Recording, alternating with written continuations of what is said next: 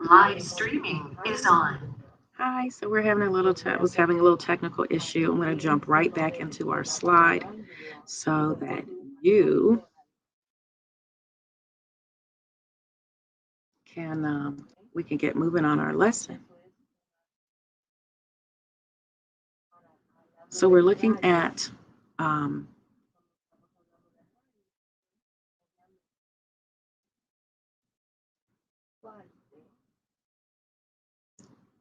So we're looking at a slide, and it's about sentence clarity, and so um, it is to help us to better understand a sentence.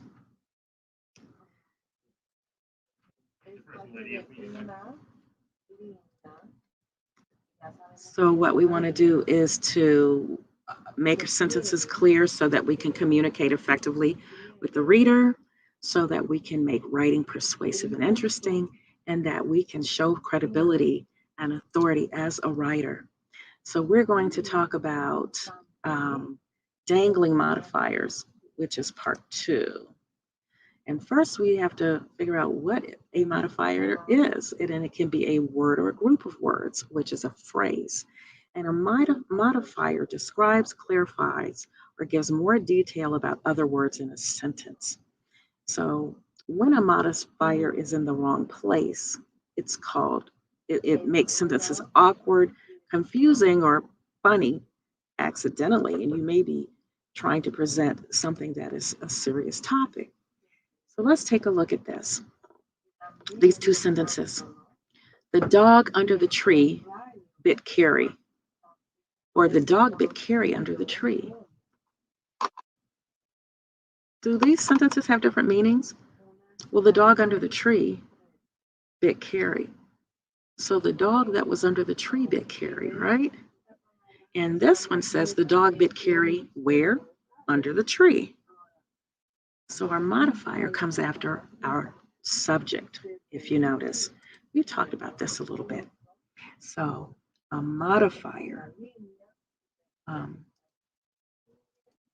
Sometimes the modifiers are funny, intentionally. The other day I shot an elephant in my pajamas. How he got in my pajamas, I'll never know. That was an old comedian named Groucho Marx.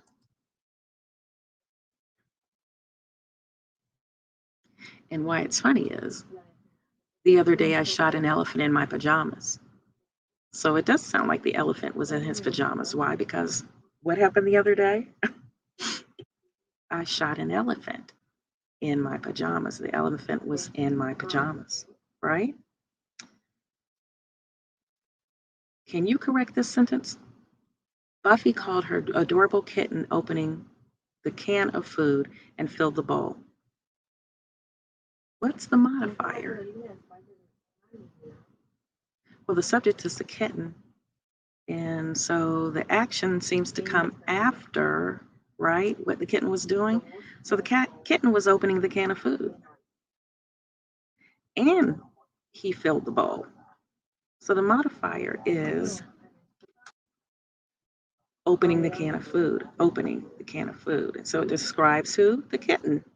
So where should the modifier be placed? After Buffy opening the can of food. She opened the can of food, filled the bowl, and called her kitten.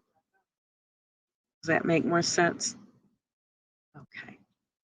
One word modifiers can be easily misplaced, and these include almost, even, exactly, hardly, just, merely, nearly, only, scarcely, and simply. Let's take a look at how that happens. Which sentence indicates that everyone in the class failed the exam? Let's look here.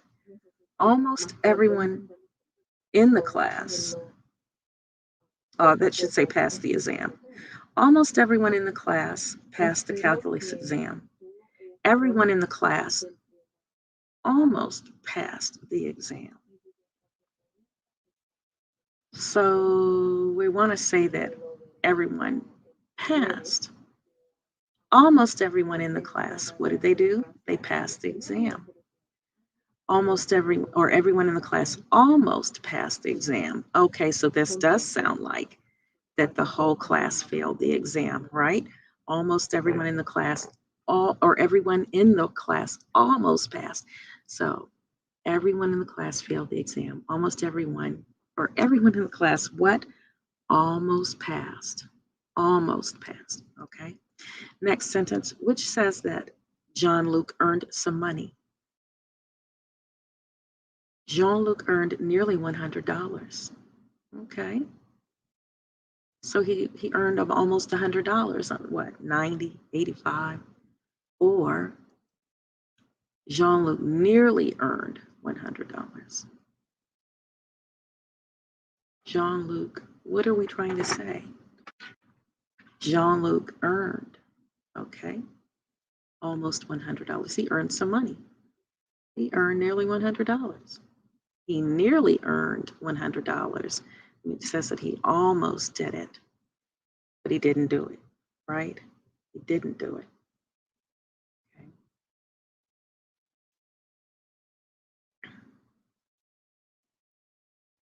Dangling modifiers do not sensibly modify anything in their sentence. The modifier is present, but it has nothing to modify. And they also often occur at the beginning or the end of a sentence, yes. And they're often indicated by an ing verb or a to verb phrase. So here, name the appropriate doer of the action as the subject. Having finished dinner, Jude turned on the rugby match. Having finished dinner, Jude turned on the rugby match. So how would we normally say this? After Jude finished dinner, then what happened? He turned on the rugby match. And so then if you're going to combine the phrase and the clause, Jude turned on the rugby match after finishing dinner, right? How could you correct this sentence? And we're going to stop here. Playing solitaire on the computer for 3 hours. Michael's paper was not finished. What is the modifier? Playing, right? And what did he describe? That he was playing solitaire on the computer for 3 hours. So what do we need to do? We need to insert a doer? Who played on the computer for 3 hours? We know that Michael's paper wasn't done, but we don't know who played on the computer. So Michael, having played on the computer for 3 hours, did not finish his paper. Michael played on the computer. That's what we need to know. So we're going to stop there. And we'll continue this lesson about dangling modifiers. We're going to stop here because we have our writing block part 2 at 11. And I apologize to you for the problems we had today. So that's all we've got for now. See you in a few minutes.